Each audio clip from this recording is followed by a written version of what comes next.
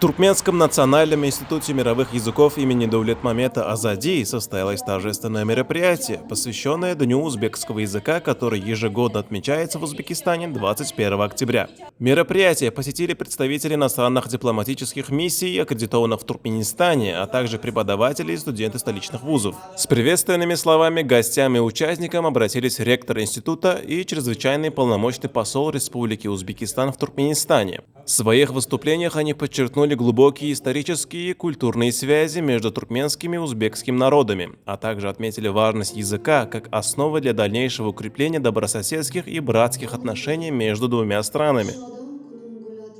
21 октября 1989 года в Узбекистане был принят закон о государственном языке.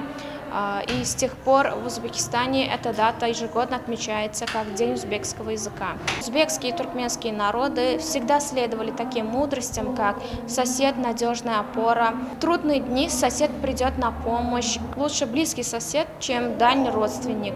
А еще раз сердечно поздравляем вас с сегодняшним праздником. Пользуясь случаем, разрешите выразить сердечную благодарность национальному лидеру туркменского народа, герою Аркадагу, нашему уважаемому президенту Сердару Бердымухамедову, уважаемому президенту Республики Узбекистан Шавкату Мирзиёеву за постоянное внимание и поддержку в развитии братских отношений между нашими народами и странами.